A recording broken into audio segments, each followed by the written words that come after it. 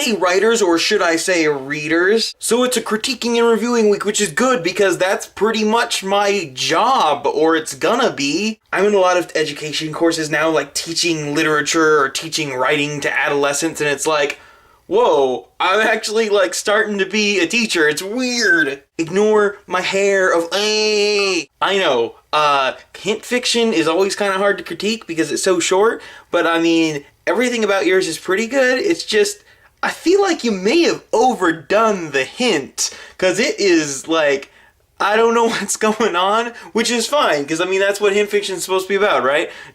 But I have no idea what's going on. I just want to make sure that you know that. But I like your style because sentence structure is good, and I really like that he wasn't grieving but relieved, because assonance, hello, great assonance, I know. Rachel, yours was probably my favorite of the week. I mean, I know it's weird because you didn't write like a story or even something that we called fiction. You just wrote some things that annoy you, but you wrote them well. Like, my brother is annoying. He's never squawked at me, but I can imagine that. And I greatly enjoy the fact that you took some random thing that happened to you and made it into a story, because that's really what we as writers have to do, is just, we see something that inspires us, capture it and put it in a little writing man box. That's what I said. Like, for serious, in a lot of my writing classes, the assignment has been like, what you observe, write down what it is that you see that you kind of think you should write about. And strangers in your nose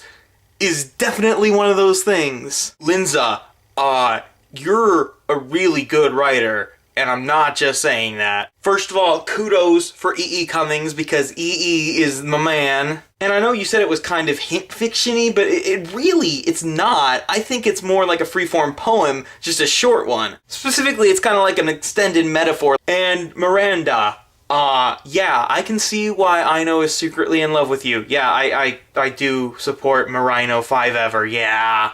Shipping it. It really impressed me. Like, I had to double check to make sure that you weren't actually in college, because reading this I was like, wow, this is a perfect example of like what I felt like going in freshman year, where you're getting used to these changes and you're getting used to this move into a new place, but you're just like, yeah, this is how it's gonna be. Huh? Like, I know you're applying to colleges, but you've got a really nice grasp of how to express it, which is really going to be useful in going to college, by the way.